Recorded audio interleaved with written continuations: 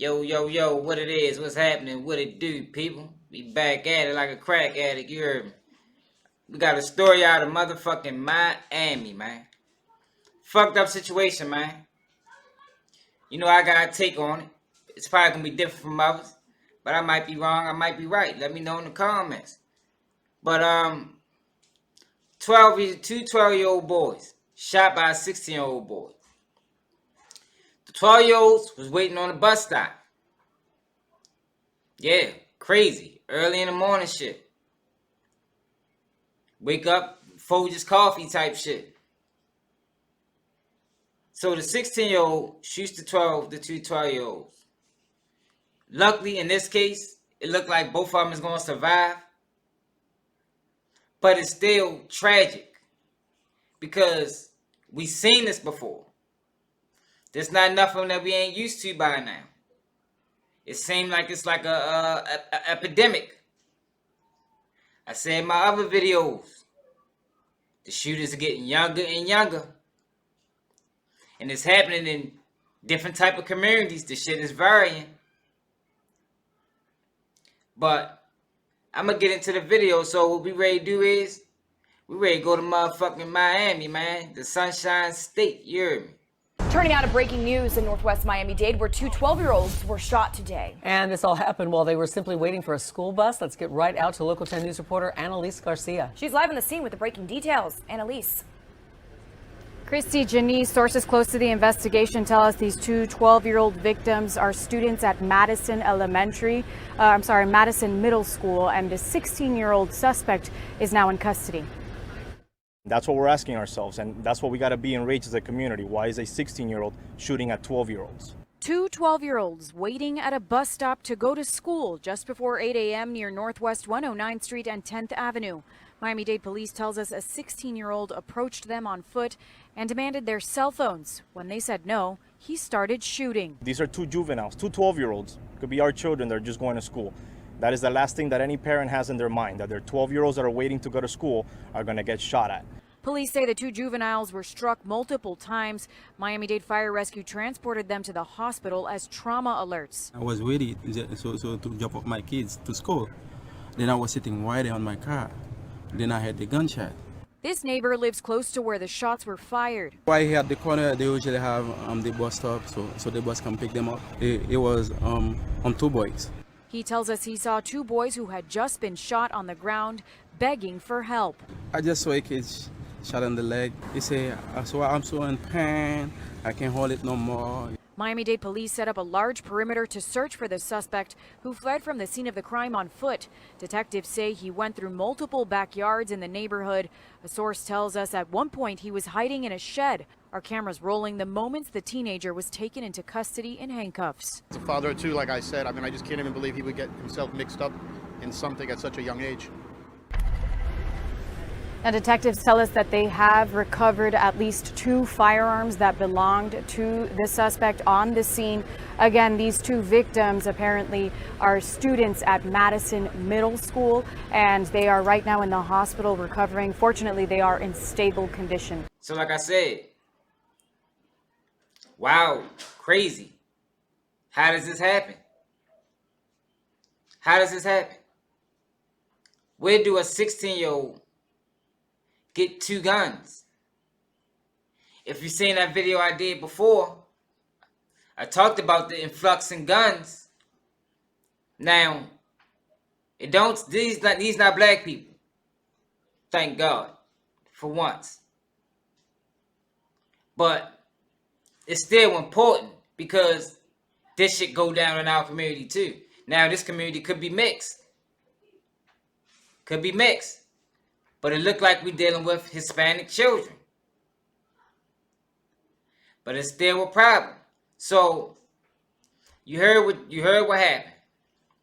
But what you didn't hear is one of the shooter's sisters and how she found out about what happened. Shalise Camise, the sister of one of the victims, spoke with 7 News. They asked him for his cell phone, like the other friend, and he wouldn't give it to them. So the boy just took out the gun and shot them, she said. After the 12-year-olds refused to give up their cell phones, detectives said the 16-year-old pulled the trigger. The subject immediately began shooting at the juveniles and took off on foot, Colomb said. Camise said her brother came to their home located near the bus stop, then opened the door. He just fell into my arms, she said. I got shot, she said. Family members identified the victim as Gasul Camise. He suffered 2 gunshot wounds. I didn't know what to do, so I dragged him into the kitchen. And I was trying to find, like, anything that I could put pressure on the wounds, said Shalise.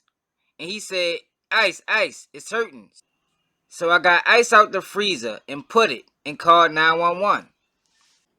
Now, before I continue, man, make sure y'all subscribe to the channel, man. Yeah, man. Subscribe to the channel, support the movement. But, this is a sad situation, man. It's fucked up, man. I know y'all hear me say that shit a lot, but that's what it is.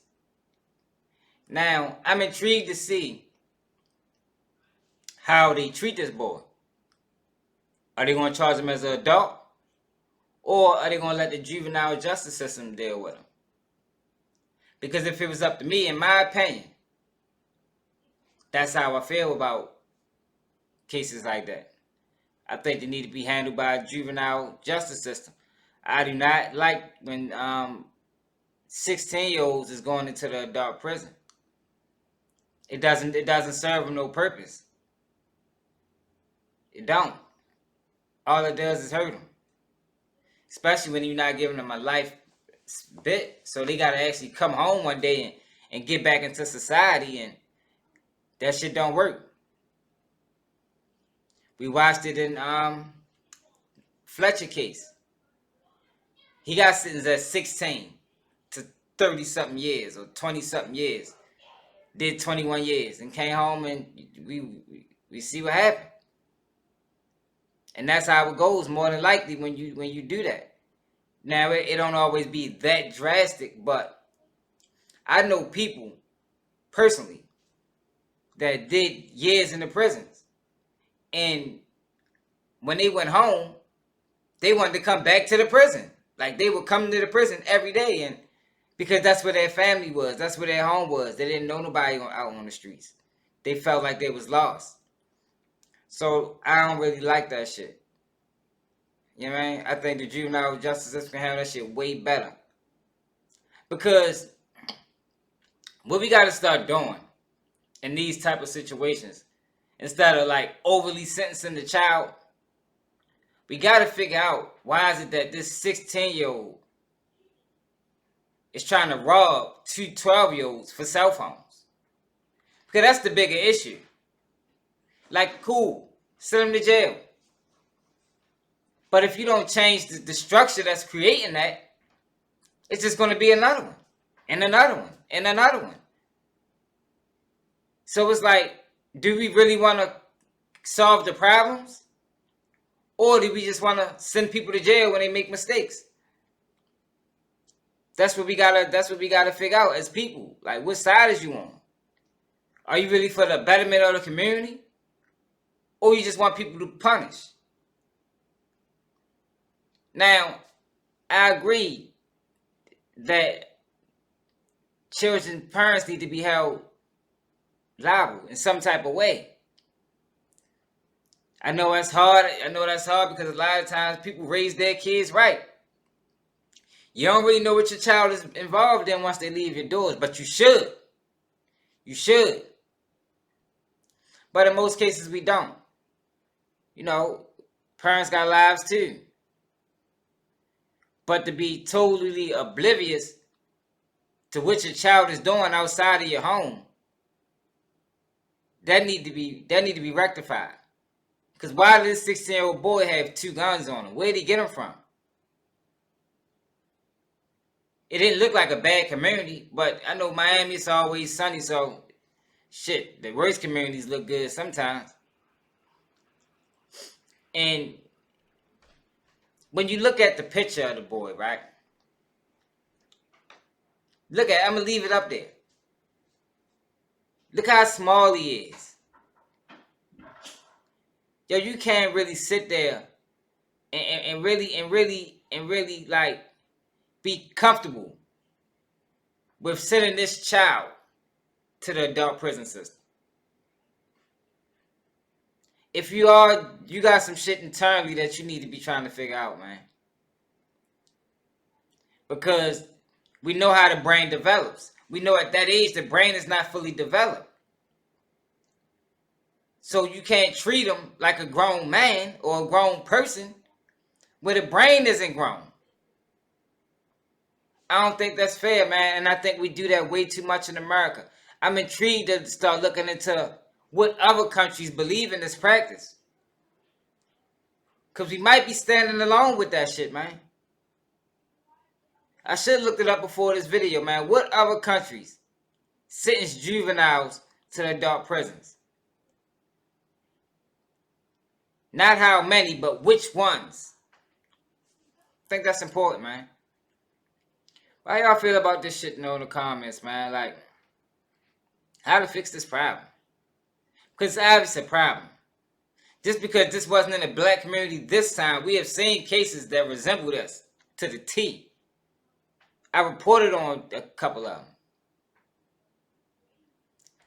And it's not a gun issue. That's one thing we got. It's not a gun issue. People need to be able to protect themselves. It's a systematic issue. It's an issue with parenting. It's economics. That's what's creating these children that feel like they got to do what they got to do to survive. Because a lot of them is in survive or die situations. They're scratching and clawing for whatever they can get at a young age. Just because the parenting isn't there. The structure isn't there. Let me know how y'all feel about this shit in the comments, man. Make sure y'all subscribe to the channel, man. I'm out.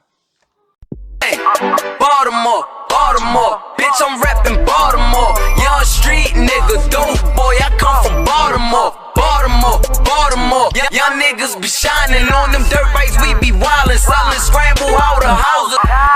About to hit the block, you know it's trapping time. Gotta watch what I say, cause they might tap the line.